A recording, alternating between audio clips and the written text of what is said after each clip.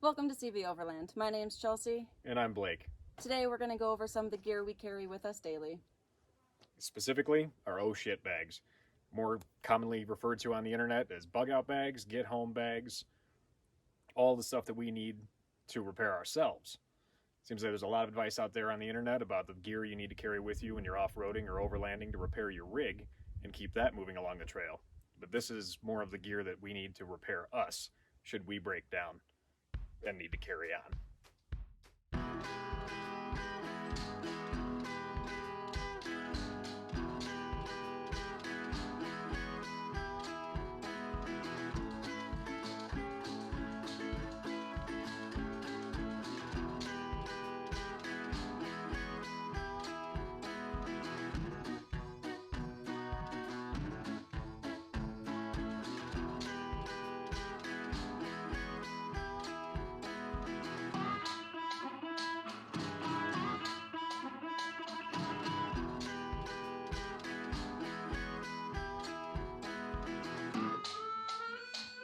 Today we're going to go over some preparedness stuff. See a lot of videos out there about being prepared for your off-road rig, and we want to talk about being prepared for you when you're off-road. Because we all know we break rule number 1. And what's rule number 1? Wheeling alone. Going out there by yourself. It's dangerous, but I know a lot of people do it. We do it all the time. So just be prepared when you go. We want to talk about some of our gear that we use all the time when we're out wheeling and overlanding by ourselves.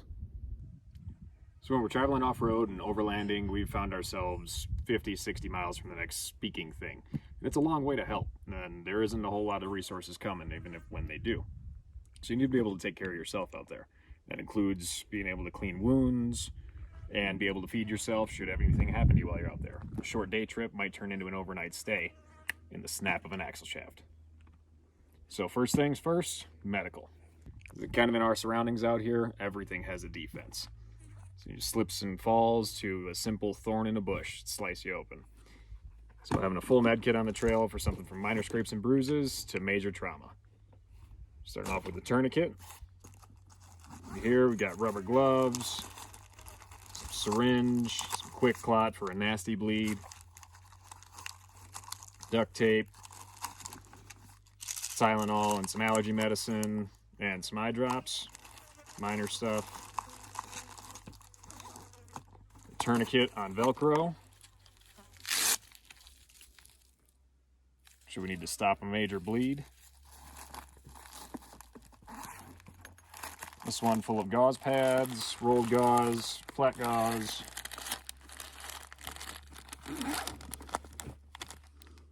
Some quick wet wipes, keep your hands clean, and everything down to a major suture kit.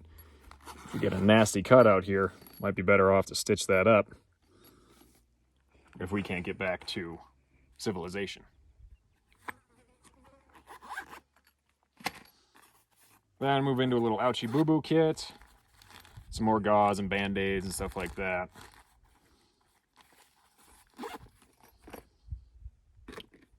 And a bite and sting kit. So off of, be able to pull a stinger out, you get stung by a bee.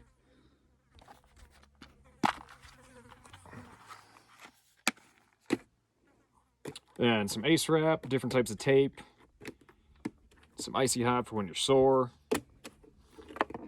We both had asthma as kids. We haven't really used inhalers much, but we always keep one with. Somebody else might need one too. Shears, in case we need to get access to something that you wounded inside of clothes. Nail clipper, flashlight, something to write on, something to write with. There's a write in the rain pad, so it'll write even when it's wet. Stay on there. Pencil. Pen. And marker. This is a Milwaukee Mark Anything pen. It'll write through grease, anything. So if you need to mark times on somebody from when that happened, when the bleeding stopped, how long it was, you can write that right on their skin if you need to. And here I've got some lidocaine, some super glue, triple antibiotic, just in another sealed container so I don't puncture any of these.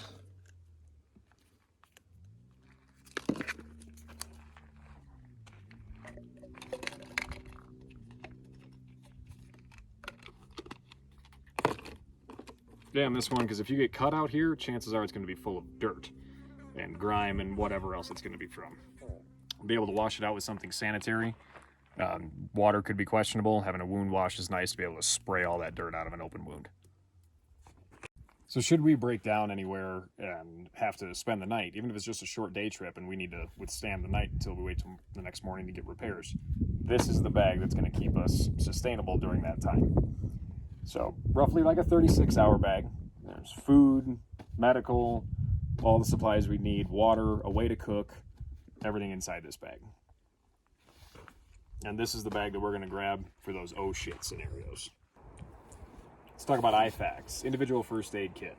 I built these ones just with some resources online and sourcing all the pieces individually. Same thing for all of our medical kits. You can purchase them pre-made or build your own. Some packs from 511. And we have 2 of these on each of our backpacks. All the things we might need individually.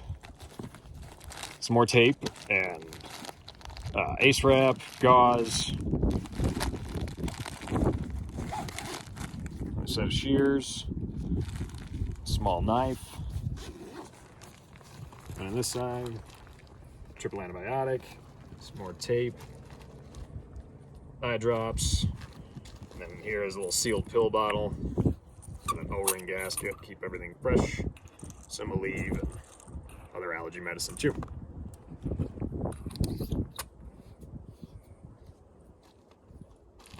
And a syringe, useful in a couple ways. Most probable for us would be to suck up some clean solution and wash out a wound. So if there's a bunch of dirt or something and it's in a laceration on your skin, we're gonna have to wash all that out and get some pressured water in there to clean everything out. And more rubber gloves, because if it's wet and it's sticky, don't touch it if it isn't yours.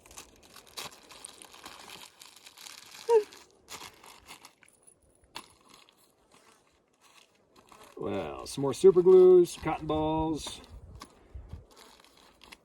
whatever we need to make work to stitch us up, and even some safety pins if I have to take in a dress. All right, so first up in this front pocket, we've got a radio.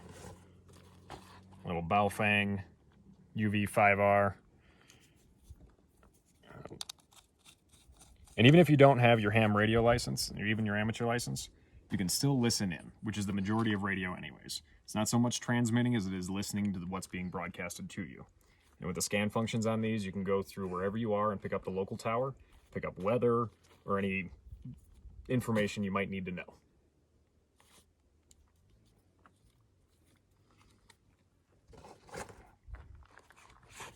And I'm a smoker, so an extra pack of cigarettes so we don't have a bad day.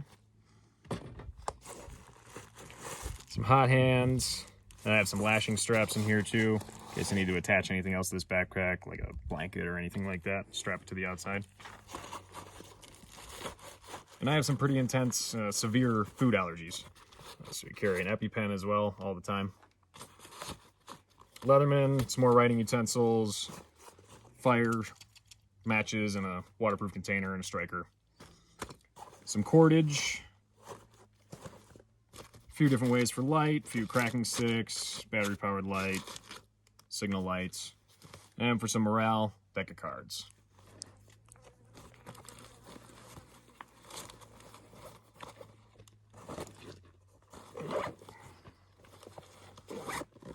All right, get on to the outside. A ferro rod here, a little homemade sheath. And a dump pouch. So we need to carry anything with us, pick anything up along the way. Just need to collect tinder, just an extra dump pouch to have. And then that med kit on the front. And up to this side. Stainless water bottle holder. And these fit nicely with a cooking and a pot, a drinking cup and a pot. Stainless cup. Fits right in the bottom. Fits in these 511 water bottle holders pretty well. Now the straps of the backpack, a full tang knife, and a whistle. It's to be a lot louder, and then if you have a dry throat trying to yell, you're in a bad situation. All right, down to the main compartment. All right, start up top.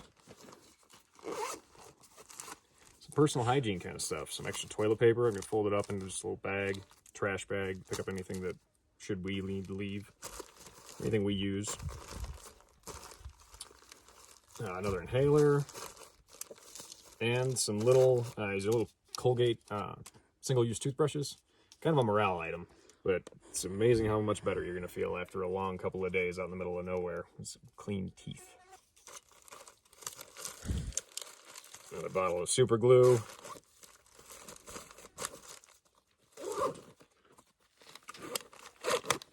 Now let's talk water. So should we have questionable water sources, which are the majority, we have a few different ways to treat water. We've got a Sawyer mini water filter and a bladder that we can fill and filter through this, or a few different treatment tabs and a syringe should we need to suck up water if we had to from a small source.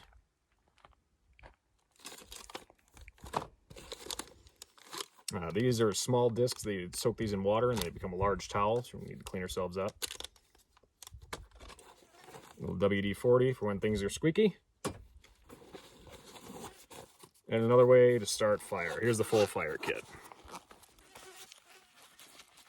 Whether we need to eat, keep warm, whatever it may be, send a signal. Several different ways to start fire. We have different matches and lighters throughout the backpack. And here, a trusty old Bic. And then these tubes are cotton balls. These tubes are filled with cotton balls soaked in Vaseline. Nice quick fire starter. Another ferro rod here and striker. Matches. Backside's got some matches in there too. Some more tinder here. Same with the cotton balls. Another small knife. And Burt's Bees. Little shavings of that'll burn really well too. And all of these I've got sectioned off in food saver bags. They stay sealed, keep everything dry, and keep it all neat and organized inside the bag. Then when you need it, just slice it open. Now getting into the meat and potatoes of the bag. Some of this is geared towards real survival scenarios where we might just be screwed. Where we need to make shelter and we need to stay warm, create fire. And some of it's way more geared towards our everyday life and some of the less than great scenarios we end up in frequently. Some of that is with my allergies too. So I have a Mountain House. I've been eating Mountain House since I was a little kid. Being able to travel, I'm allergic to dairy and eggs and a plethora of other stuff. And Mountain House is a great way to be able to travel with food for us. Quick boiled water, and you have a full hearty meal on the road. From me not being able to eat in restaurants and everywhere we go, it's lightweight. This will keep us going for a couple of days. And we use that all the time. And the survival stuff, a little shelter, there's a Mylar blanket and a tarp. I got cordage in here as well if we need to string something up. Oh, there's some tent stakes. Zip ties. Improvised shelter for sure. It'll be better than nothing.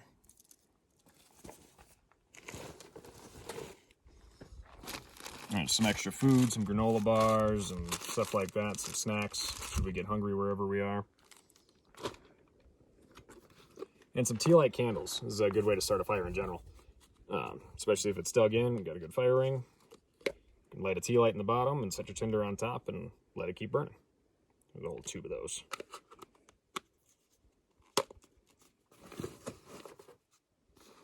On the top, you have a battery bank. This one has a jump starter kit.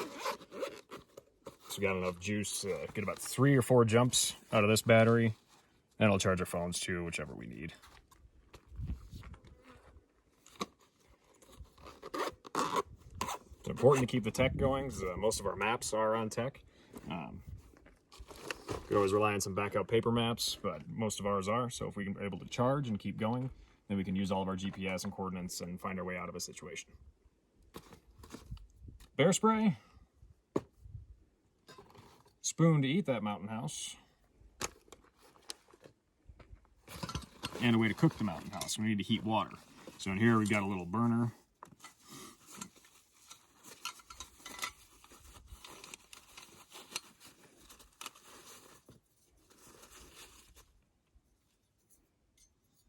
And this all threads together with these little fuel cans.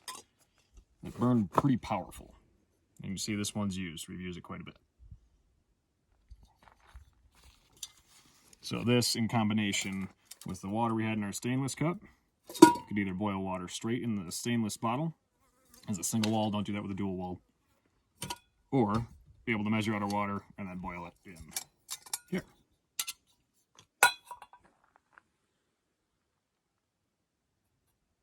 All right, what's next? On to tools. So in here, we need to start a fire, need to process any wood. It's a nice Corona saw. Decent teeth on it. It does a good job. It's nice, small, compact, and lightweight. And we use all this gear. It's all dirty because we actually use it. K-bar knife. Kind of the standard for the bug out bag, I think. A small hatchet. And here, some more cordage, should we need to work with that tarp and set up a shelter, and some shelter for us. And a small pouch is a rain blazer, so I could always layer with that and be able to keep my core warm. A little bit more tools up here. Screwdriver, some different bits. A hand chainsaw, pole. A couple of different tools, multi-tools and things like that. There's some serrations on here. Bottle opener. Can opener on the edge with a sharp. Extra fuel.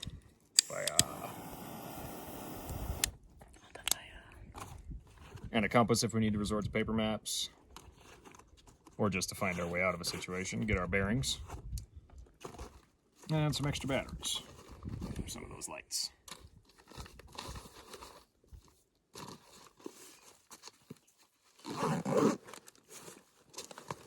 And that's about everything. We've really used this gear. We've been in a lot of situations where it was a oh shit scenario. Everything from just having some minor vehicle troubles on the highway to a major breakdown in the middle of absolutely nowhere. We had to rely on our preparedness in these bags and our food supply to be able to get us through so we could make repairs and get back on the trail. Be prepared! Another bag that lives on our go bag is a personals compartment. And this one to cover our personal hygiene. An Maxpedition pouch, comb, toothbrush, chapstick, dry out some contact case, wet wipes, some hand sanitizer, mouth care, eye drops, and contact solution. You can also use this as a pressure spray to be able to clean out a wound as well. Just squeeze the bottle and have pressure to get out all the dirt. And the back compartment. Be prepared.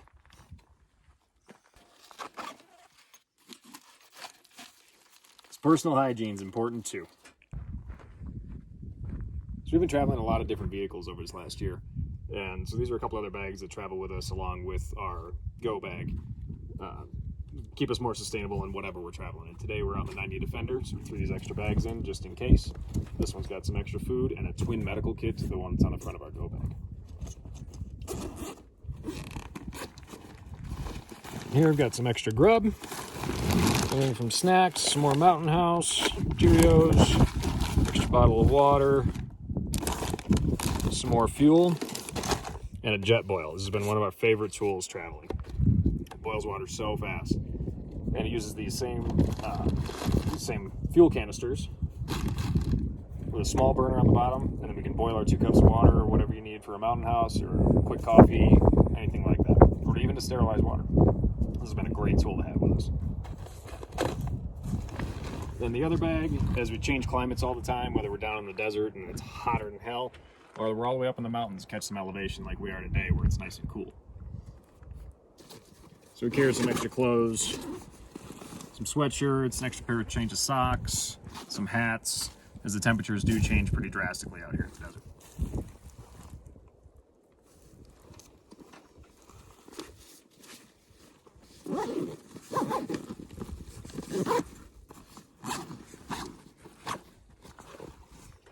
And up here, some of the similar preps to the other bag, another EpiPen, some more cordage, and another radio should we need to separate from one another. Tissues, flashlight, another marker. And even simple preps, like having a roller brush should you need to go out to dinner and get all the dog hair from the Bassets off of us.